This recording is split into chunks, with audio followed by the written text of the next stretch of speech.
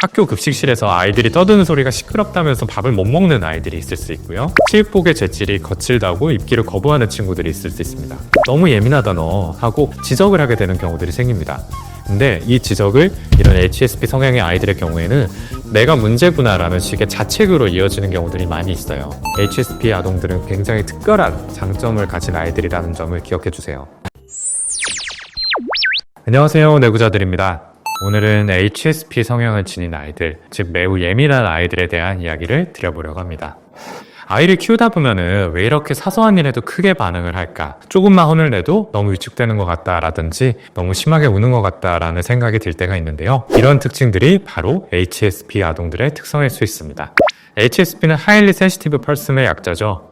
1990년대 심리학자인 엘레인 아론 박사가 처음으로 제안한 개념인데요. 이 HSP는 깊은 정보 처리 민감성을 가진 사람들을 이야기합니다. 이는 우리 뇌가 주변의 정보를 받아들이고 처리하는 방식에서의 차이를 의미를 해요. 일반적인 사람들이 10의 강도로 느끼는 자극을 HSP는 마치 20이나 30의 강도로 느끼는 것과 같다고 생각해 주시면 되겠습니다. 이런 특성은 선천적인 것입니다.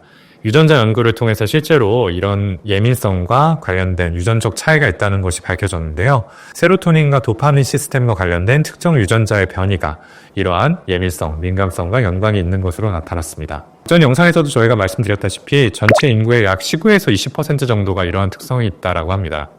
그리고 이런 민감성은 인류의 진화 과정에서 중요한 역할을 해온 적응적인 특성이 현재까지 전해져 내려온 결과물이다. 예를 들어서 동물이나 적의 습격을 미리 감지하거나 집단의 미묘한 분열 신호를 알아차리는 능력, 이런 것들은 우리 조상들이 생존하는 데 있어서 굉장히 중요했을 겁니다. 그렇기 때문에 이전 영상부터 저희가 말씀드렸듯이 HSP는 결코 고쳐야 될 문제나 극복해야 될 장애가 아니라는 점을 다시 한번 강조해서 말씀을 드리고 싶습니다. 아이폰하고 안드로이드 폰이 있잖아요. 이 핸드폰이 서로 다른 운영체제를 가지고 있는 것처럼 내가 정보를 처리하는 방식의 차이점일 뿐이다. 이렇게 생각을 해주시면 좋을 것 같아요. 자, 그렇다면 아이들의 경우에는 이런 예민성, 민감성이 어떻게 발현될 수 있을지 말씀을 드려보도록 하겠습니다. 첫 번째는 감각적 민감성입니다. 이 감각적 민감성이란 외부 자극을 일반적인 아이들보다 더 예민하게 감지하고 처리하는 그런 특성을 말하는데요. 우리의 오감인 시각, 청각, 촉각, 후각, 미각을 통해서 들어오는 모든 정보를 더 강하게 느끼는 겁니다. 마치 감각의 볼륨이 항상 최대로 켜져 있는 것과 같다라고 생각해 주시면 좋을 것 같아요. 예를 좀 들어보자면은 학교 급식실에서 아이들이 떠드는 소리가 시끄럽다면서 밥을 못 먹는 아이들이 있을 수 있고요. 체육복의 재질이 거칠다고 입기를 거부하는 친구들이 있을 수 있습니다. 또 미술 시간에 물감 냄새를 참기 어려워하고 목욕할 때 물 온도가 조금만 달라도 차갑다, 뜨겁다라면서 즉각적으로 반응을 하고 단체 활동을 할 때 소리가 너무 크다라고 귀를 막는 모습들도 나타날 수가 있어요. 이런 모습은 다른 아이들이 무심코 지나치는 작은 자극들을 굉장히 강렬하게 받아들이기 때문에 생기는 모습이라고 할 수 있겠습니다. 두 번째는 정서적 민감성입니다. 이 정서적 민감성은 감정과 정서를 더 깊이 있게 경험하고 처리하는 특성을 의미를 해요. 스스로의 감정뿐만 아니라 다른 사람의 감정도 마치 스폰지처럼 흡수하듯이 깊이 있게 느끼는 걸 포함을 합니다. 간혹 이거 자기 일도 아닌데 얘가 왜 이렇게까지 반응하다라고 싶은 경우가 있으실 거예요. 특히 TV에서 부모님을 잃은 아이의 모습 같은 어떤 슬픈 장면들을 봤다라고 했을 때 며칠째 이것 때문에 마음이 아프다, 우울하다라고 표현을 하는 경우가 있을 수 있을 거고요. 친구가 선생님한테 혼났어요. 본인은 거기에 연루되어 있지 않은데도 본인이 힘들어하거나 눈물을 보이는 그런 아이들이 있을 수 있습니다. 이런 경우들이 대표적으로 정서적 민감성에 해당이 된다. 이렇게 생각하시면 되겠습니다. 특히 이런 아이들은 부모의 작은 표정도 알아채고 엄마 화났어요? 라고 물어보는 경우들이 많고요. 동물들과도 굉장히 이야기는 통하지 않지만 깊은 교감을 나누면서 대화를 나누는 것처럼 보이기도 합니다. 친구들 간의 말다툼을 보고 집에 와서도 걱정하는 모습을 보이는 것도 이러한 정서적 민감성이 작용한 결과라고 할 수 있겠죠. 이런 아이들은 감정의 깊이가 남다르고요. 공감 능력이 뛰어납니다. 그리고 다른 사람의 감정 상태를 직관적으로 파악하는 이런 능력이 있다라고 생각하시면 되겠습니다. 세 번째는 인지적 특성인데요. 이 HSP 아이들의 인지적 특성은 정보를 처리하고 사고하는 방식에 있어서의 특성을 이야기합니다. 이 아이들은 모든 정보를 더 깊이 있게 처리하고 세세한 부분까지 주의 깊게 관찰을 하고 상황을 다각도로 분석하는 그런 경향성이 있습니다. 이 아이들은 굉장히 정교한 필터를 가진 것처럼 주변의 정보를 꼼꼼하게 받아들이고 처리를 해요. 놀이터에 나왔다라고 했을 때 놀이터에서 들리는 모든 소리와 움직임을 관찰을 하고 디테일하게 이것들을 생각하고 이야기를 합니다. 간식을 고르는 상황이다라고 할 때도 여러 가지 요소들을 생각을 하기 때문에 너무 오랫동안 고민하는 그런 모습을 보이죠. 아이가 새로운 학원에 가야 한다라고 하면은 학원에 가기 전에 생길 수 있는 모든 상황들을 미리 생각을 해보고 걱정을 합니다. 그리고 그림을 그린다라고 했을 때는 아주 세밀한 부분까지 남들이 캐치하지 못하더라도 신경을 쓰는 이런 모습을 보게 됩니다. 그래서 학교 생활을 하다 보면은 다른 아이들이 눈치채지 못한 선생님의 기분 변화를 감지하는 이런 모습들도 보이는데요. 이런 인지적 민감성이 있기 때문이다. 이렇게 볼 수 있겠습니다. 이런 아이들은 더 다른 아이들에 비해서 깊이 있는 사고와 섬세한 관찰력을 가지고 있다라고 볼 수 있을 거고요. 복잡한 문제를 해결하는 데 있어서 뛰어난 능력을 보일 수 있습니다. 자, 그렇다면은 좀 더 어린 나이에는 어떤 모습으로 이 HSP 아이들이 나타날 수 있을지 말씀을 드려볼게요. HSP인 아이들은 아주 어린 시절부터 다른 아이들과 다른 특징을 보일 수 있는데요. 생후 1년 미만인 이런 신생아 시기부터 차이가 있을 수 있습니다. 등 센서라고 하죠. 안겨있는 자세에서는 잘 자던 아이가 내려놓으려고 하면은 갑자기 잠에서 막 깨서 울기 시작할 때가 있습니다. 이렇게 체위나 촉감의 변화에 굉장히 민감하게 반응하는 아이들이 있을 수 있는데 이것들이 HSP 기질에서 비롯되는 것일 수 있습니다. 기저귀 같은 경우에도 어떤 아이들은 대변을 보고도 한참 동안 아무런 반응을 보이지 않을 정도로 둔감한 반면에 어떤 아이들은 기저귀가 조금만 축축해지거나 심지어 살갗에 닿는 부분이 조금만 까끌거리기만 해도 우곤합니다. 후자와 같은 경우가 이 HSP를 시사한 모습일 수 있습니다. 또 갑작스럽게 나는 소리 아니면은 방 안의 조도의 변화 이런 것들에 크게 반응해서 소스라치게 놀라는 혹은 움찔거리는 이런 모습들을 보인다라고 했을 때 이것들도 HSP 기질과 연결지어서 생각을 할 수 있어요. 아이가 걸음마기에 접어들게 되면 이런 특성들이 조금 더 뚜렷해지는데요. 아이가 이제 이 시기에는 이유식을 시작을 하게 되는데 이때 새로운 음식을 접했을 때 맛과 질감에 굉장히 까다롭게 반응하는 모습들을 보이려고 합니다. 그래서 특정한 음식 외에는 잘 먹지 않으려고 하는 이런 모습들로 나타날 수가 있고요.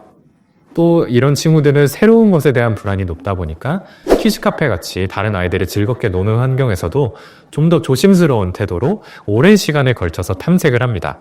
그리고 시간을 두고 안전하다는 게 확인이 된 상태에서 그제서야 긴장이 풀어지는 모습을 보이곤 해요. 또 소리나 불빛이 크게 나는 장난감을 무서워하고요. 옷을 입을 때 이 목이나 팔의 끝단 부분이 얼마나 조이는지 또 닿는데 얼마나 이제 까끌거리는 것 같은 감촉이 있는지 이런 것들이 굉장히 예민하기 때문에 새로운 옷 대신에 익숙한 옷만 계속해서 고집하는 그런 경향도 있습니다. 그리고 본인이 좋아하는 촉감의 애착 이불, 인형 이런 것들을 계속해서 들고 다니면서 만지는 이런 모습들로도 나타날 수가 있어요. 그래서 이런 특성들은 간혹 자폐에서의 감각 예민함과도 오인되기도 합니다. 실제로 이런 모습을 보이는 경우에 자폐를 의심해서 병원을 찾으시는 분들도 계시고요. 하지만 자폐에서와 달리 HSP 아동들은 눈맞춤이라든지 호명 반응이라든지 이런 사회적 의사소통의 발달에는 특별한 문제를 보이지는 않는다라는 점이 큰 차이입니다. 단순히 감각이 예민하다는 한 가지 측면만 크게 받아들이기보다는 좀 더 핵심적인 특성인 이런 사회성의 발달을 주목해서 전체적인 모습을 파악을 해야 정확하게 구분을 할 수가 있겠죠. 자, 그렇다면 이렇게 HSP 기질을 가진 예민한 아이들을 어떻게 다루어야 될지 고민이 많으실 텐데요. 중요한 원칙을 위주로 말씀을 드려보도록 하겠습니다. 자, 첫 번째는 이해와 수용의 영역입니다. 개인적으로는 가장 중요한 부분이 아닐까라고 생각을 하는데요. 이 HSP 아동을 키우시는 본인들께선 먼저 아이의 민감성, 예민성이 고쳐야 될 문제가 아니다라는 점을 이해하시는 게 굉장히 중요합니다. 키우다 보면 아무래도 피곤하고 불편함을 느끼는 경우들이 많이 있을 수 있죠. 그러다 보면은 너무 예민하다 너 하고 부모 입장에서 지적을 하게 되는 경우들이 생깁니다. 근데 이 지적을 생각을 굉장히 깊이 하는 이런 HSP 성향의 아이들의 경우에는 얘기를 곱씹어서 내가 문제구나라는 식의 자책으로 이어지는 경우들이 많이 있어요. 그렇기 때문에 지적 대신에 네가 세심하게 관찰하는 모습이 좀 특별하다. 혹은 친구의 감정을 그렇게까지 생각해 주다니 넌 배려심이 깊다. 라는 식으로 아이의 긍정적인 특성을 언급을 해주시면 좋을 것 같습니다. 다시 한번 말씀드리지만 이 HSP 기질은 억지로 바꿀 수 있는 부분이 아니고요. 그럴 필요도 전혀 없어요. 오히려 아이가 하는 자신의 생각 그리고 감정에 대해서 충분히 공감을 받는 경험이 있어야만 아이가 이것들을 조금씩 조절할 수 있는 여지가 생긴다라는 점을 기억하셨으면 좋겠습니다. 자, 두 번째로는 환경 조성의 영역입니다. 이 HSP 아동에게는 안정적이고 예측 가능한 환경이 굉장히 중요해요. 집안에 아이만의 조용한 휴식 공간을 만들어주시면 좋을 것 같고요. 뭐 예를 들자면은 방 한켠에 부드러운 쿠션, 이불 같이 이렇게 아이가 좋아하는 촉감으로 이루어진 독서 공간 같은 것들을 만들어주는 것도 좋은 방법이 될 수 있을 것 같아요. 그리고 또 이 친구들한테는 예측 가능성이라는 부분이 굉장히 중요합니다. 그렇기 때문에 최대한 일과를 좀 규칙적으로 유지하는 게 중요할 것 같고요. 변화가 있을 때에는 미리 알려주셨으면 좋겠어요. 그리고 과도한 어떤 감각적인 자극이 있는 환경은 피하거나 적절히 조절해 주시는 것들이 필요합니다. 예를 들어서 시끄러운 놀이터에 가는 대신에 조금은 한적한 공원을 선택을 하거나 마트에 같이 데려가야 된다라고 할 때는 조금 한산한 시간대를 이용하는 것들, 이런 것들이 예시가 될 수 있을 것 같습니다. 그리고 학원이나 특별활동 시간 같은 것들을 배치를 할 때도 아이가 쉽게 감각적인 자극 때문에 지칠 수 있다는 점을 고려해서 충분한 휴식 시간을 확보해 주시면 좋을 것 같습니다. 세 번째는 효과적인 의사소통이 중요하다라는 건데요. 이 HSP 아동과 대화할 때는 차분하고 부드러운 톤을 유지하는 것들이 굉장히 중요합니다. 부모 입장에서는 이해가 되지 않을 수도 있고 아이가 유별내다라는 생각이 충분히 들 수 있다라는 점을 저희도 이해를 해요. 그렇지만 아이가 불편함을 호소할 때는 양말이 불편하구나, 다른 양말 신어볼까? 이런 식으로 공감을 하면서 얘기를 해주시면 좋을 것 같습니다. 운동회처럼 꼭 참석을 해야 되는 큰 행사가 있을 때에는 소리가 너무 크면은 땡땡이가 좀 힘들 것 같은데 우리 이어플러그를 한번 써보자 라는 식으로 구체적인 해결책을 함께 찾아보시면 너무 좋을 것 같습니다. 그리고 스트레스 상황에서의 어떤 대처 방법들에 대해서도 함께 얘기를 나눠보시면 좋을 텐데요. 이런 자극들이 올라왔을 때 심호흡을 한다든지 우리 정해진 조용한 공간으로 피한다든지 아니면은 좋아하는 활동을 하나 정해가지고 그때 그것들을 한다든지 이런 것들을 제시를 해주시되 이거 해봐 라고 단정적으로 얘기하기보다는 아이가 자신만의 진정 방법을 스스로 고민할 수 있도록 유도해 주시면 좋을 것 같습니다. 가능한 한은 일상생활에서 함께 연습을 하셔도 좋을 것 같고요. 어려운 상황에서 이런 것들을 아이 스스로 활용하기 더 용이하도록 도와주시는 좋은 계기가 될 수 있을 것 같아요. 오늘은 이 HSP 특성을 가진 아이들에 대해서 이야기를 드려봤습니다. 부모님 입장에서는 신경이 쓰이고 손이 더 많이 가는 친구들일 수 있지만 HSP 아동들은 굉장히 특별한 장점을 가진 아이들이라는 점을 기억해 주세요. 이 아이들이 가진 섬세함 그리고 깊이 있는 사고는 사람들 간의 관계를 더 매끄럽게 흘러가도록 도와주고요. 나아가서 우리 사회가 더 발전할 수 있는 원동력이 되기도 합니다. 아이들의 발달과 관련해서 난초 민들레 이론이라는 것이 있습니다. 2005년에 토마스 보이스라는 학자가 제안한 개념인데요. 아이들 중에서는 환경 변화에 상대적으로 예민한, 취약한 난초형의 아이들이 존재하고 상대적으로 그런 변화에 묻어난 민들레형의 아이들이 존재한다라고 합니다. 어디서든 잘 성장하는 민들레형 아이들에 비해서 이 난초형 아이들 같은 경우에는 스트레스에 취약할 수밖에 없죠. 하지만 적절한 환경이 제공된다면은 민들레형 아이들 이상으로 더 비범한 재능 그리고 성취를 보일 수 있다는 점이 이 난초형 아이들의 특징입니다. 이 난초 같은 아이들에게 왜 민들레형 아이들처럼 잘 버티지 못하냐라고 다그치기보다는 이 특성을 이해하고 적절한 온도와 습도를 제공해서 아름다운 꽃을 피울 수 있도록 도와주시면 더 좋을 것 같습니다.